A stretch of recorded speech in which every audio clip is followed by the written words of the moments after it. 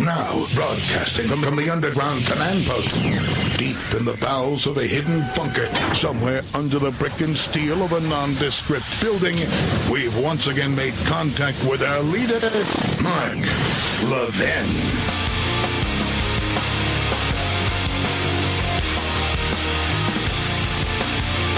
Hello, everybody. Mark Levin here. Our number, 877-381-3811. 877-381-3811. Hope you're well. I will be on Hannity on the Fox News Channel, 10 p.m. Eastern, 7 p.m. Pacific. And by the way, so will Mark Stein, so will Sarah Palin, so will Ann Coulter. Not together, we'll be separate. I will be in the first segment, I believe, so you won't want to miss it. That's pretty good lineup, in my view, on the Hannity TV show on the Fox News Channel. If you're watching something else, you may want to DVD it. Tell you, I'm all ready to go. Well, it's starting, folks. Never really ended, but it's picking up. The racism in the Democrat Party, the scare tactics in the Democrat Party. You know, I really wish African Americans in this country would step back and look at what this Democrat Party is all about and understand the history of the Democrat Party and how they are manipulated by the Democrat Party, as I wish more and more so-called liberal women would do the same thing because they're treated the same way. Just a short primer. The first Civil Rights Act was introduced after the Civil War by Republicans in the Senate. Ultimately, it became the 14th Amendment to the Constitution. The 13th, 14th, 15th Amendments to the Constitution, you should read them. They're known as the Civil War Amendments.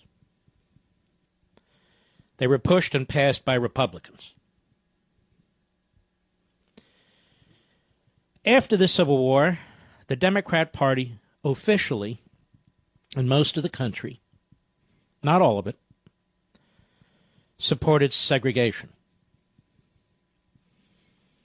And in several states, over time, you see the rising of the Klan and other groups of that sort. Also, you saw at the end of the 19th century, in the 1800s, the Plessy versus Ferguson decision,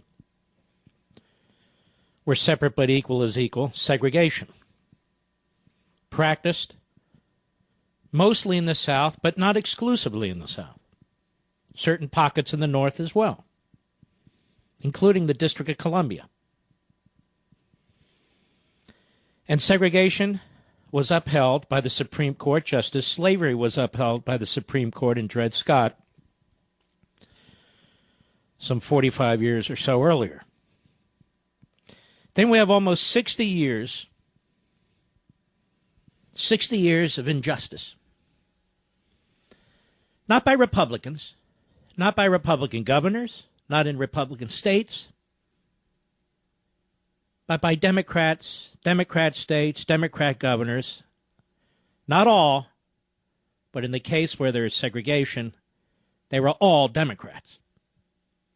Not a single Republican governor stood in a schoolhouse door to block little black kids from going to school with little white kids. Not one. Not a single Republican state had a poll tax or literacy tests. Not a single Republican state practiced Jim Crow. All Democrats. The first Civil Rights Act of the modern era was not the 1964 Civil Rights Act. It was the 1957 Civil Rights Act that was pushed hard by Dwight Eisenhower and voted for by virtually every Republican in Congress, including Barry Goldwater, and opposed by the Southern Democrats. And as you know, the 1964 Civil Rights Act was opposed by the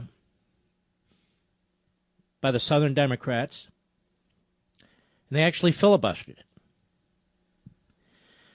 The overwhelming majority of Republicans in the Senate and the House voted for it, a bigger percentage than the Democrat Party. 1965, same with the Voting Rights Act. And I might tell you that the man who led part of the filibuster of the 1964 Civil Rights Act was William Fulbright, who was Bill Clinton's mentor. And William Fulbright received the highest award any citizen can receive by a president soon after the senator's retirement, or was he defeated? Either one. The first Supreme Court nominee by Franklin Roosevelt was Hugo Black. Hugo Black was a segregationist. Hugo Black was a Catholic hater, and Hugo Black was a lawyer for the Klan in Alabama. FDR denied knowing that he'd been a Klansman, but it would be hard not to know. Not that long ago, the Democrats in the Senate rallied to make their leader Robert Byrd. Robert Byrd, as you know, was a Klansman in West Virginia, which is quite odd, really, since West Virginia broke off from Virginia to join the Union in the Civil War. But, of course, Robert Byrd never got that straight. Even in that great movie Gettysburg, he's a bit actor, and he's wearing the uniform of the Confederacy. Man was utterly confused. So the Republican Party never supported a Klansman for the Supreme Court, never supported a Klansman to lead it in any respect. No Republican governor ever stood in any schoolhouse door to stop little black kids from going to school with little white kids. A Republican president led the Civil War to keep the Union together and to end slavery. The great Frederick Douglass wrote about that extensively, particularly after Lincoln's assassination. And the Democrat Party stood for segregation, poll taxes, literacy tests, the Jim Crow South. So let's get our history straight. When it comes to lynchings, those weren't Republicans. Now, why am I bringing all this up? Because the Democrats bring this up. Because the Democrats try and rile up people, anger people, upset people as a way of driving them to vote. They don't persuade them with ideas. If they can't buy their vote with tax dollars by redistributing wealth, they use scare tactics. And, of course, they lie through their teeth, as they must, because it is a failed party with failed policies with a totalitarian mindset. And given all the past, now the Democrat Party stands for what? Centralized, overbearing, coercive, iron-fisted government. Which is a different kind of attack on liberty, but nonetheless it is an attack on liberty. Individual liberty for everybody. Regardless of skin pigmentation, religion, background, sex, how you have sex, or anything else. So in Georgia, there's a Democrat campaign flyer that warns of another Ferguson. The Democrat Party of Georgia is warning black supporters that there may be another Ferguson in their future if they do not vote, referring to Missouri, obviously. If we want a better, safer future for our children, it's up to us to vote for change, the flyer reads. And this, of course, flyer is being circulated in the black community. The choices may not always be perfect, but the cost of inaction is simply too great, it says. And you should see the graphics. As they're pushing early voting, you should see the graphics. And a photo of a black family. And this was first reported by the Atlanta Journal-Constitution. And this mailer, this flyer, is going out throughout the community. Now, did the Georgia Democrat Party nominate a black person to run? No. They nominated Sam Nunn's daughter. As a matter of fact, how many black senators are there, ladies and gentlemen? I believe there are two. One's a Republican, Scott from South Carolina. One's a Democrat from New Jersey. How many blacks are running as Senate nominees in the Democrat Party this cycle? One. The same black man who's a senator from New Jersey, Cory Booker. So the black community delivers over 90% of its votes to the Democrat Party time and time and time again, the most reliable group for the Democrat Party. And the Democrat Party does what? When it comes to the Senate, anyway. There's a significant percentage of African Americans in Georgia. There's a significant percentage of African Americans in Louisiana, in Arkansas, and North Carolina, but they nominate the whitest white people they can find. I asked the African American community, why is that? Better yet, ask yourselves that question. And ask yourselves if you think Republicans support allegations of executing black people in the street who haven't done anything. Is this not the most vile